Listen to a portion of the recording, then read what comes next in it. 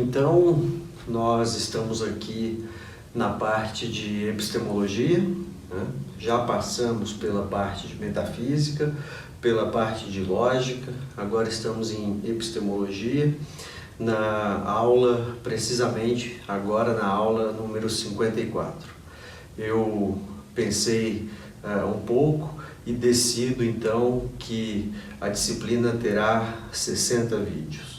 Esta é a aula 54, vamos deixar assim com 60 vídeos porque vai ficar 20 aulas de metafísica, 20 lógica e 20 epistemologia e posteriormente, em algum momento, eu gravarei uma continuação deste curso. Acho que até a aula 60 está de bom tamanho aqui para este semestre, que foi um semestre muito difícil para todos nós, né? Então vamos continuar pensando aqui a questão da verdade. A questão da verdade que nós vimos já algumas aulas, lá no início, na parte de metafísica, a questão da verdade apareceu, né?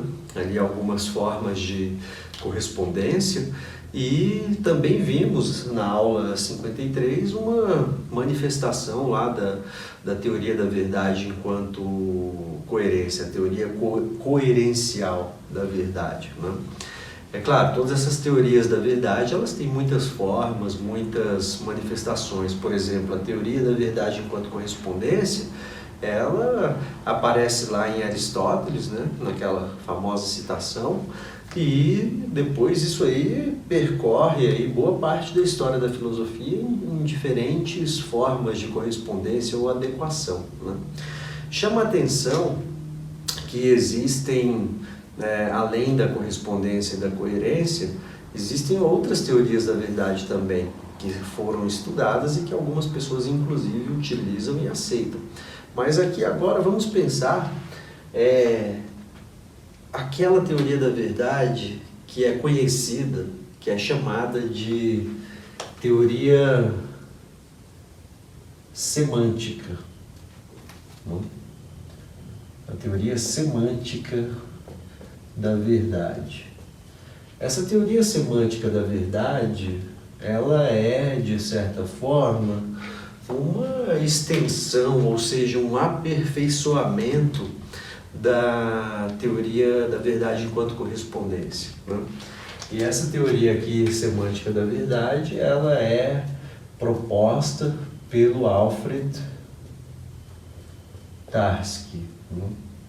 E o Alfred Tarski teve um papel muito importante na investigação do conceito de verdade, e as coisas que o Alfred Tarski fez aqui sobre o conceito de verdade, tanto para as linguagens naturais quanto para as linguagens formais, são consideradas por muitos como abordagens essenciais, né? Então essa teoria aqui é a teoria padrão.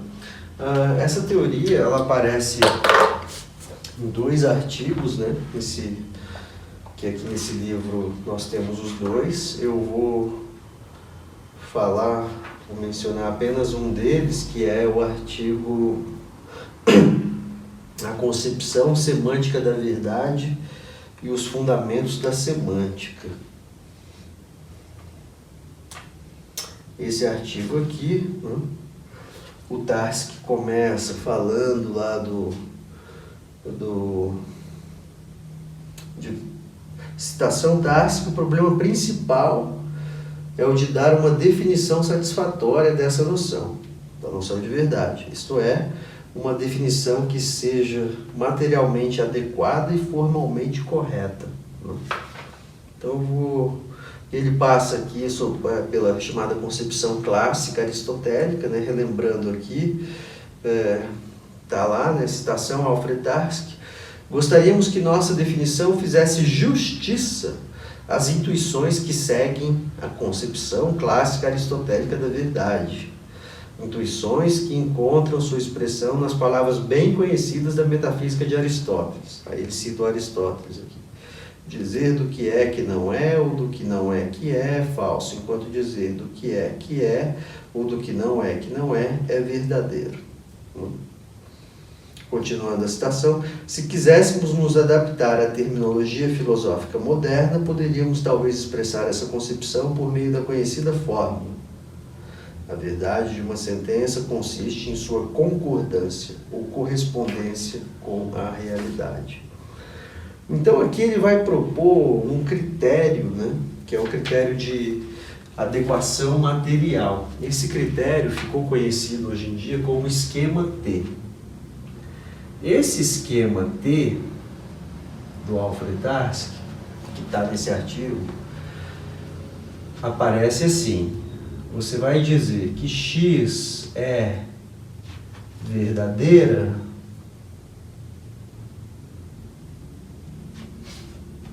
se e somente se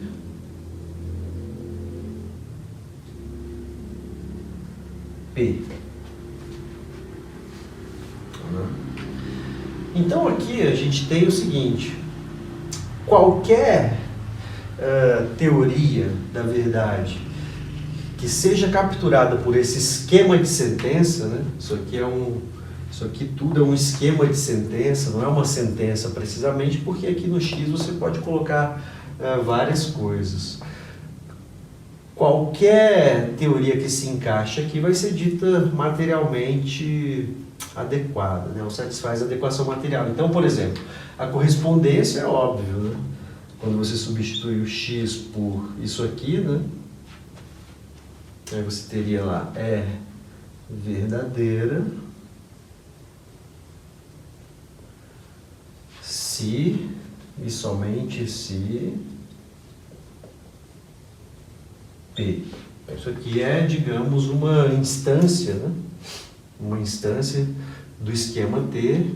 Essa instância substitui X por essa criatura aqui. Então, o Alfred Tarski, sobre o esquema T, ele vai dizer o seguinte, citação: consideremos uma sentença qualquer. Vamos substituí-la pela letra P. Formamos o nome dessa sentença e o substituímos por uma outra letra, X, digamos. Perguntamos agora qual é a relação lógica entre as duas sentenças. X é verdadeira e P. É claro que, do ponto de vista de nossa concepção básica da verdade, essas sentenças são equivalentes. Em outras palavras, vale a equivalência, que é essa equivalência aqui, né? X é verdadeira se e somente se P. Denominamos qualquer equivalência desse tipo, com P substituída por qualquer sentença da linguagem a qual a palavra verdadeira se refere, e X substituída por um nome dessa sentença, uma equivalência da forma T, né?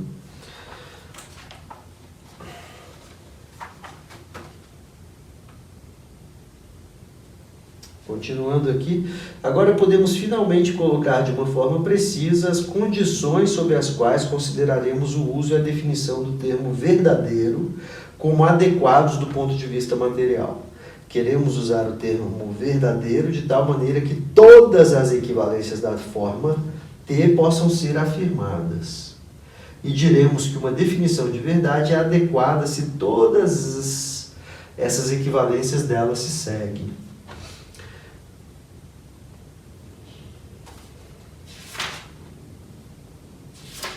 Agora aqui já aparece o primeiro problema, né? Então isso aí é a adequação material, só que imediatamente aí dessa adequação material, a gente já tem um corolário, né, dessa adequação material. Se nós pegássemos o famoso paradoxo do mentiroso, né, vamos pensar assim, que a gente vai substituir a sentença, entre aspas, assim, P, vamos substituir isso aqui por esta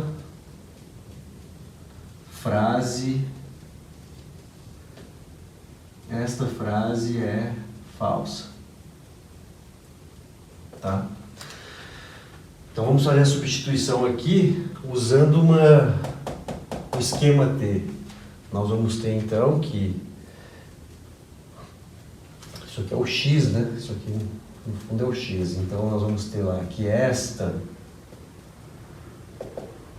frase é falsa, isso aqui é a versão contemporânea, né? Esta frase é falsa, é verdadeira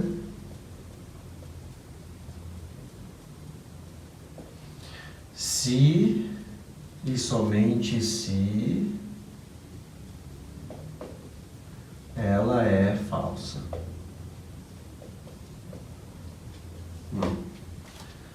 Então o que acontece disso aí? Acontece disso aqui imediatamente um paradoxo, né? O esquema T, formulado assim brutalmente, ele já gera um problema aqui, né? Isso aqui ficou conhecido como o paradoxo do mentiroso.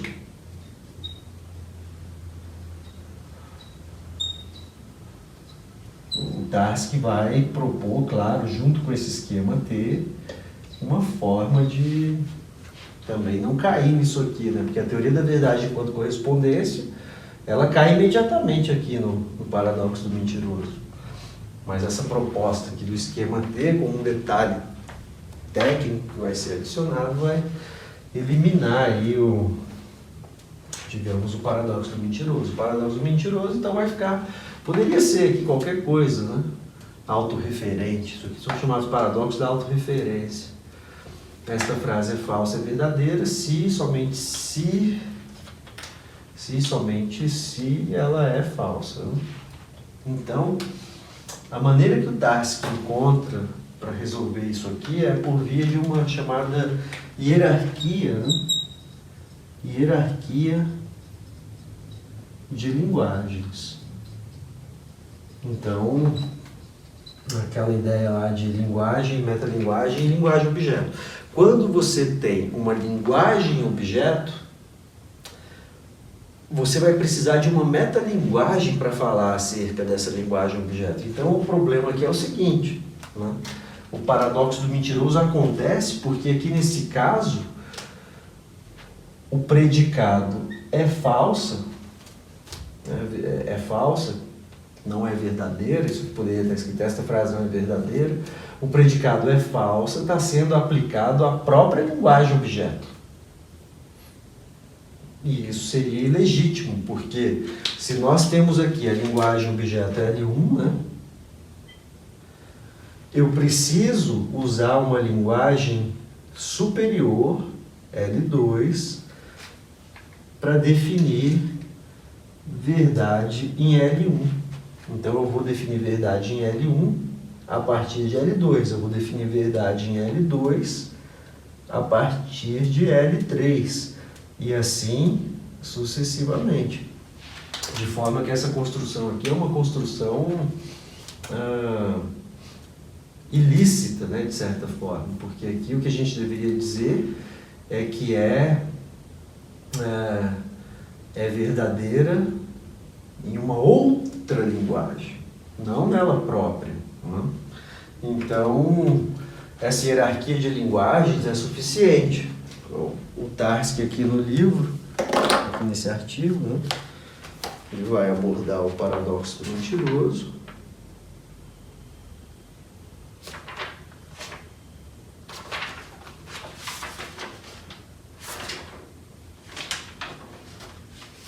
Ele fala do paradoxo do mentiroso, ele dá uma outra formulação aqui, né? A sentença impressa neste artigo, papapá, não é verdadeira. Mas hoje em dia as pessoas consideram mais isso aqui, né? Dessa forma. Então nós vamos ter lá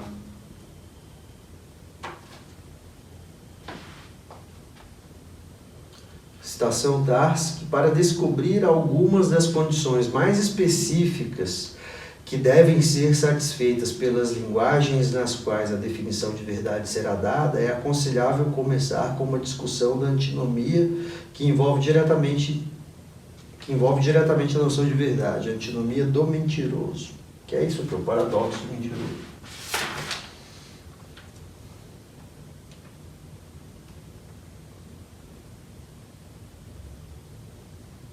Então, olha só, citação: fizemos implicitamente a pressuposição de que a linguagem na qual a antinomia é construída contém além de suas expressões, os nomes para essas expressões, assim como termos semânticos, tais como verdadeiro, referindo-se às sentenças dessa linguagem.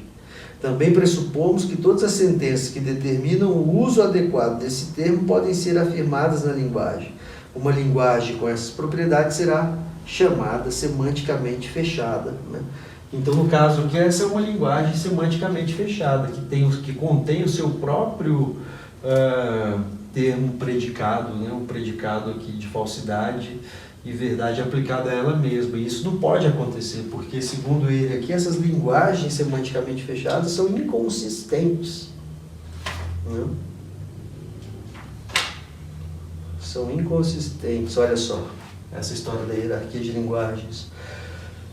Citação Alfred Tarski: uma vez que concordamos em não empregar linguagens semanticamente fechadas, temos de empregar duas linguagens diferentes ao discutir o problema da definição de verdade e, de forma mais geral, de quaisquer problemas no campo da semântica. A primeira dessas linguagens é a linguagem a cujo respeito se fala e que é o assunto de toda a discussão. A definição de verdade que estamos buscando se aplica às sentenças dessa linguagem.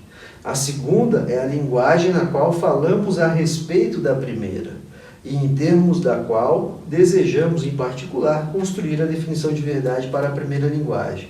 Vamos nos referir à primeira linguagem como linguagem objeto e a segunda como a metalinguagem. Continuando aqui a citação: e para definir a verdade para esta linguagem, né, a linguagem objeto, temos de ir para uma nova metalinguagem, por assim dizer, para uma metalinguagem de nível superior. Desse modo, chegamos a toda uma hierarquia de linguagens. Não? Sobre isso aqui, no livro da Susan Haack,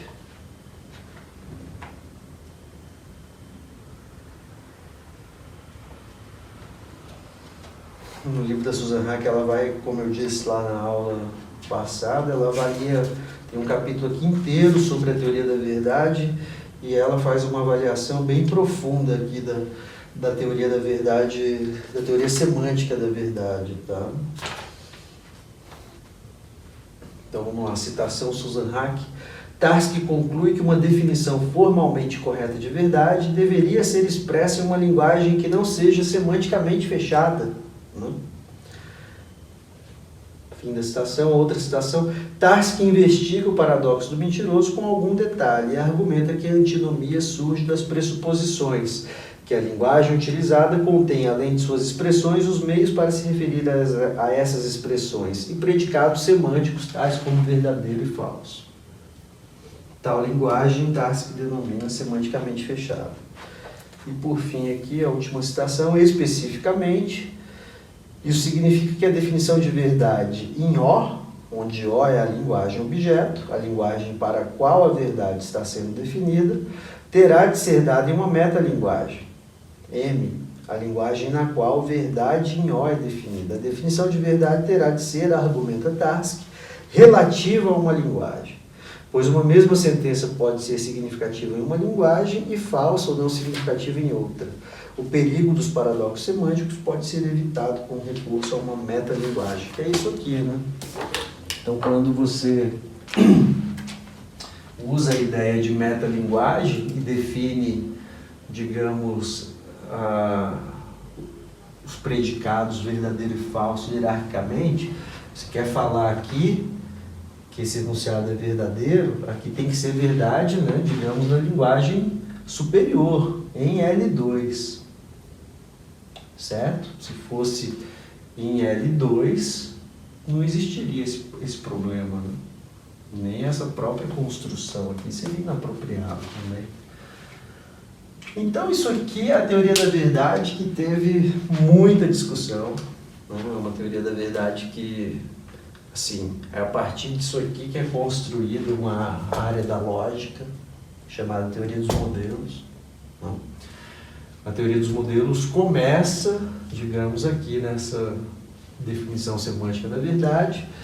O Alfred Tarski, ele tem outras contribuições em lógica, né? tem uma biografia dele muito boa, que eu, por sinal, já li, chamada Alfred Tarski, Life and Logic, que está aí na descrição, né? Então ele teve muitas ideias, ele criou um operador de consequência lógica, que é essa ideia de lógica geral, né? Ele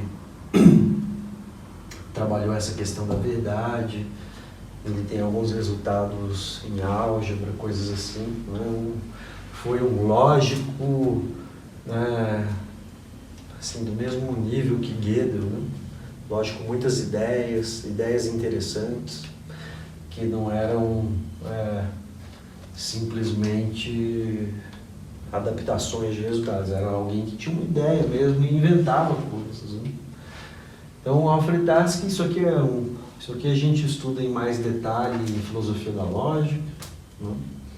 Algumas vezes em epistemologia, né? Também isso pode aparecer, e lógica 2 também, né? Que é o começo da teoria semântica da verdade, de Alfred Tarski. Então, claro, algumas teorias da verdade não vão se encaixar aqui no esquema, né? Nesse esquemão T. Mas o que é importante é que a teoria da verdade enquanto correspondência se encaixa, né? Coerência se encaixa e muitas outras se encaixam. Então, isso aqui é o critério de adequação material, digamos assim. Agora, é claro, depois que isso aqui é feito, daí, na lógica de primeira ordem, a definição de verdade é dada em estruturas de primeira ordem. Isso é feito bem elegantemente. É a semântica da lógica de primeira ordem, igual a semântica para a lógica proposicional, que tinha lá as tabelas de verdade, as valorações. Depois isso aí é usado por ele para definir verdade para as linguagens formalizadas, né? De maneira bem elegante e precisa.